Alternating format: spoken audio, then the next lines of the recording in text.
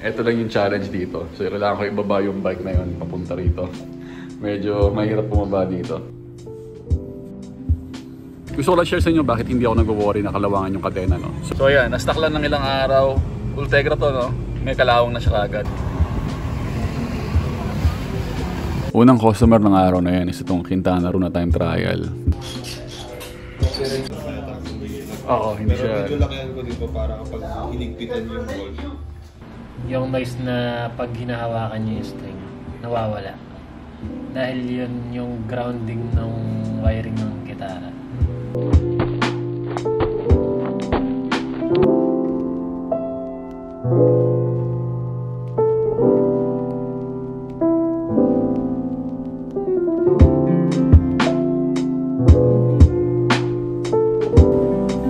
So dito tayo ngayon sa bahay natin dito sa Kawit, Cavite. Hindi pa tapos tong bahay natin, inaayos pa natin dito. And karamihan ng mga gamit natin nasa Pampanga pa. So ngayon nag-ready tayo para mag-ride. Punta tayo ng Bermosa. So first time kong maglalaps doon. Try natin kung umikot doon, tingnan natin kung anong meron. And hopefully makita natin mga kaibigan natin. Ito na pala yung bike. Ayan, nadala ko na dito. And kung makikita nyo, naka-tan wall siya na gulong. Yung gulong niya is Maxxis na. Try natin itong gulong ng Maxxis kung mabilis talaga. So actually today may pasok tayo. After natin mag-ride, diretso tayo sa Supreme Bike sa Verdana kung saan ako nag-work ngayon. And hopefully mapakita ko rin sa inyo, ma-share ko sa inyo kung ano yung meron doon. Ito lang yung challenge dito. So kailangan ko ibaba yung bike na yun papunta rito. Medyo mahirap bumaba dito. Ayun pala yung isa nating bike. Si Flamingo, yung commuter bike natin. Nasa baba. So yan, ibaba natin yung bike.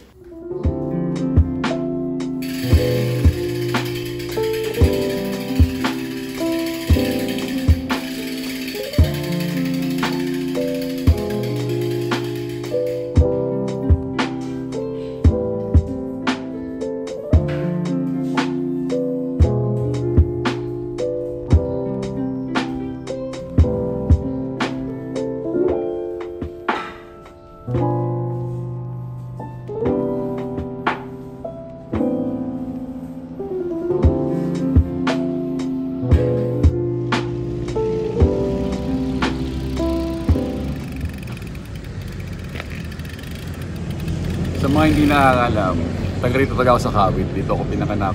And para sa mga bago na sa channel ko. So dito ako lumaki sa street na to. So para naman doon sa matagal na sa channel ko, dito tayo nagtatambay dati. And then kasama ko si Gary. So yung alaga ko dati. And yung bike shop natin is less than a kilometer away dito. So it feels good na makabalik dito sa hometown and makapag-ride ulit.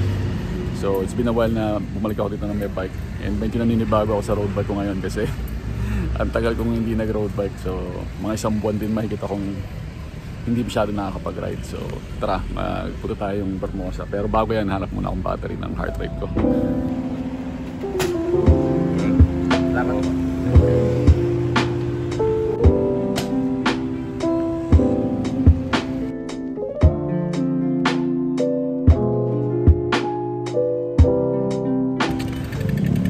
Sobrang saya ko lang na nakaride ako ngayon.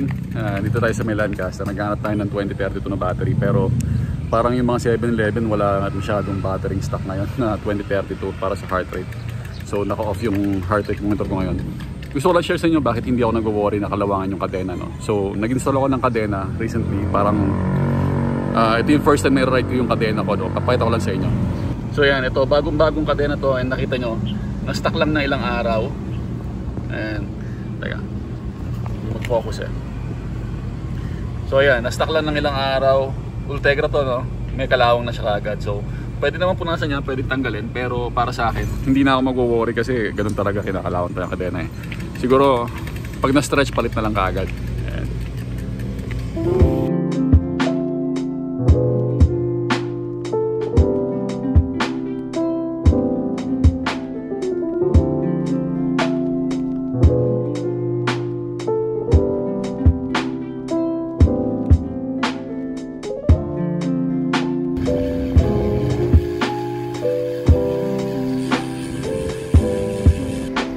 I think takas nang ikot na ako. Hindi ko alam kung tama yung loop na ginagawa ko. Parang mukhang tama naman na ewan ko.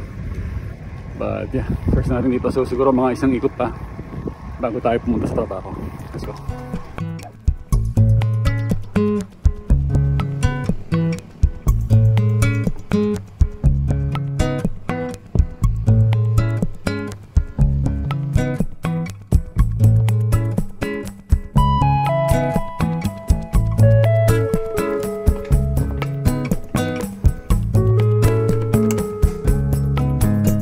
nandito na nga tayo sa Supreme Bikes Perdana. And gusto kong share sa inyo kung ano yung ginagawa ko dito. Ngayon, ayan, nag-check muna tayo ng updates.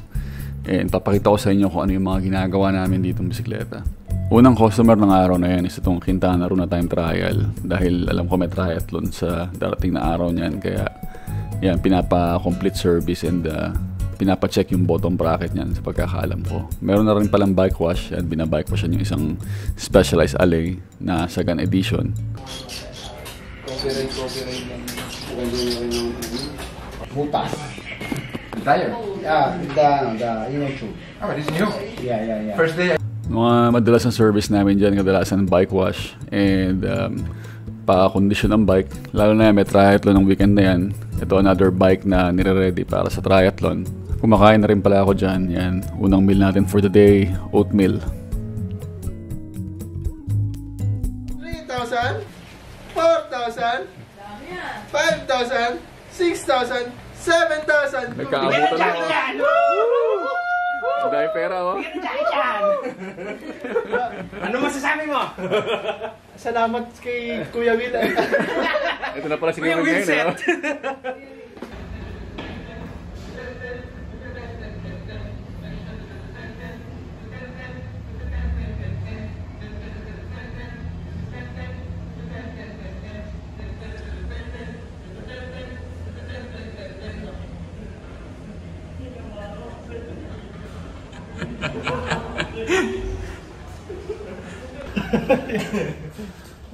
Word ito mga to. Kukunin ko lang yung ulam ko. Yan. Yung director natin, no? Ayan. Okay. Jetro. Pasa ko pa. Tapos profile. Yan. Ganyan. Tapos doon ako sa gitna. Atras ka pa, Jetro. Yan. Okay. Meron na bang hindi sumusunod sa sinasabi mo? Pag ayaw nilang gawin yung pinapagawa mo. Jetro. Jetro, ayan. Dictator. Dictator.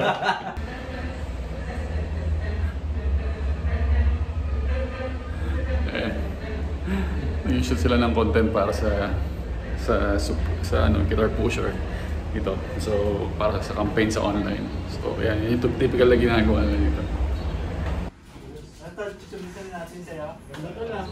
Oo, hindi Pero siya. medyo lakihan ko din po para kapag hinigpitan yung bolt.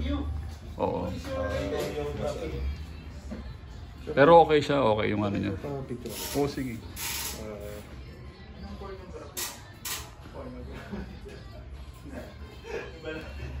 Kasi iibahin ko lang din po yung material. Yun lang naman ang ko kasi mas maganda siya tingnan, di ba? Pagka dual purpose kasi yan. Pagka yung host ko dyan, yung kaibigan ko si John. So may dine-develop kami na prototype ng mount ng radar taillight na 3D printed. So ito yung prototype. So babaguhin pa namin yan and i-improve pa namin. May dumating din palang frame na papa-bike skin. Actually itong frame na to, kilala ko yung nagpintura. And kilala ko rin dating may-ari ng frame actually. Shoutout pala kay Egay Works. No? Si Egay, siya yung, hindi ko sabihin ko ng pinturahan yung frame. Pero ito yung gawa namin dito sa customer namin. Papa-bike skin. Pakita ko lang. So ito si Moria may hawak. Gawa to ni Egay Works, no? Tingnan nyo kung gaano ka detalye. Ito yung pag tinatanong nyo ako, sinasagot ko kayo kung sino yung magaling na pintor dito sa Cavite. Si Egay Works yun. Lagay lang ako ng link sa description tong video na to. Ayan. Sa customer namin to, pero papa bike skin bago buuin. Asan yung fork? Andan? May kulay din. Ito yung pangalan nung nakalagay dito sa. Ayan. Ganyan siya kalinis gumawa. Simple lang pero maganda yung pagkakakulay niya. Ayan, maganda yung detalye. Actually si Egay, nakilala ko siya. Magaling siyang mag-airbrush ng mga t-shirt. Nauso yun. There was a time na kung gusto mong pa-airbrush yung mukha ng girlfriend mo or mukha ng kung sino-sino sa t-shirt mo, mano-mano i-airbrush nila yun. Isa siya sa mga pinakamagaling mag-airbrush na nakilala ko. Ngayon, nagpipintura siya ng mga frame. So hopefully, mabisita ko rin siya tapos mapakita ko sa inyo mga ginagawa. So meron ako napansin kanina, dalawang bagay nung nagpalit ako ng bike. No? So ilang araw na ginagamit ko. I mean, di lang araw, ilang buwan ko nang ginagamit yung commuter bike ko. And ngayon ko lang ulit nagamit yung Seka. So recently parang sobrang sakit ng likod ko. Parang nagkaka-arthritis yung likod ko. And then na-realize ko kanina nung ginamit ko yung Seka, na yung posisyon ko dun sa isang bike or yung commuter bike ko masyadong upright. So dahil masyado siyang upright, nagkakaroon ng pressure sa lower back ko. Dati na nga ako may herniated disc, so hindi siya gusto ng likod ko. So dahil nga doon natitrigger yung lower back pain ko. So posible na kaya ako siya nararamdaman is sa posisyon ko dun sa bike. Masyadong upright nga. So ang gagawin ko siguro, wala akong choice, medyo gagawin ko aggressive dahil yun yung mas okay na posisyon sa akin. Ibig sabihin ng aggressive, mas engage yung mga glute muscle ko or yung mga muscle sa puwet. Tapos hindi ako masyadong nakaupo. Kasi nangyayari, may dala akong backpack, dala ko yung laptop. Tapos yung pressure nun sa likod ko, napupunta dun sa lower back ko, kaya ganun. So siguro yun, konting bababago pero malaking pakiramdam or malaking ginhawa yung mangyayari sa akin pagka ganun. Subukan natin sa mga susunod ko ano mangyayari. Update ko kayo. Kung hindi nyo alam, meron akong herniated disc. Parang nag-bulge yung mga disc ko sa lower back. Kaya ako tumigil dati sa ibang sports and nag-focus lang sa running. And I think natitrigger siya ngayon. So maaaring yun talaga yung nakikita kong komplikasyon.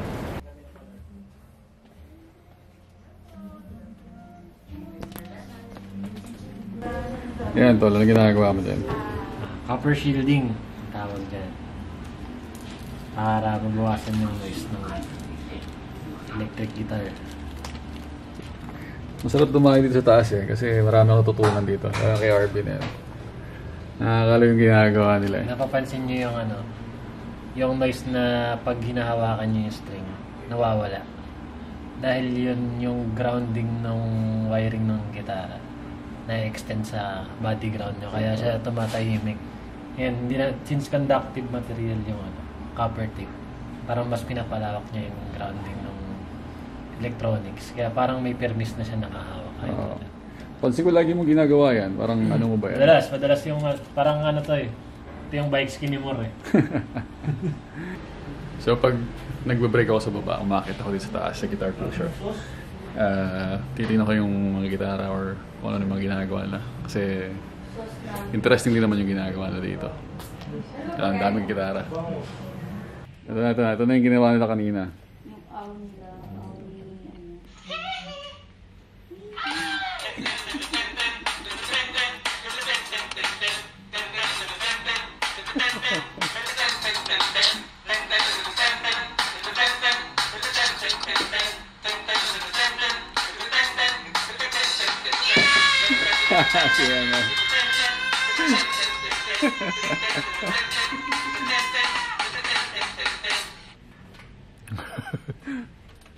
Satisfied ka naman sa ginawa mo? Oo. Ano masabi mo?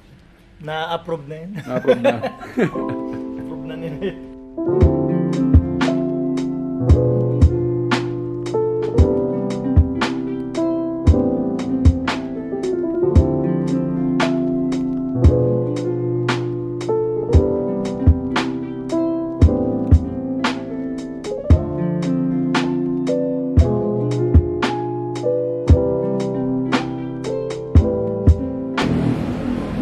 So 4 PM na. Ayan, break time namin. Ayan, kakape. Kape time. Si Jirek. Nakikikape din. Dahil mga tropa namin nandito. Ayan. Umalis na. Ano ba sabi mo sa vlog? Shoutout. Bili. Sino mga shoutout mo?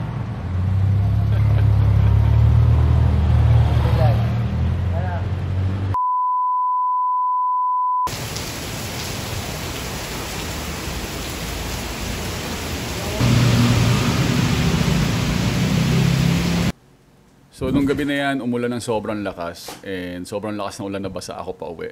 Nabasa din yung second na bike na ginamit natin pang bike commute. So yan yung reason bakit maganda na may commuter bike ka. So okay naman pang commute or pang bike commute yung Seka, yung aking road bike. Pero mas preferred ko na meron akong bike na pang bike commute. Dahil katulad nga ng ganito sitwasyon, mauulanan, madudumihan.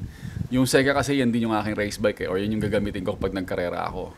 Isa pa, expensive yung maintenance ng road bike kaysa sa commuter bike. Yung commuter bike, simple lang, pwedeng mabasa, pwedeng madaling linisin, hindi na-carbon na wheelset, malubak ka man, hindi ka mag-alala. So, maganda talaga meron kayong commuter bike. So, nakabalik na pala ako ngayon dito sa Pampanga and sana nagustuhan nyo yung araw na to. Sana nagustuhan nyo yung shinare ko sa inyo. Thank you for watching. Go Vegan!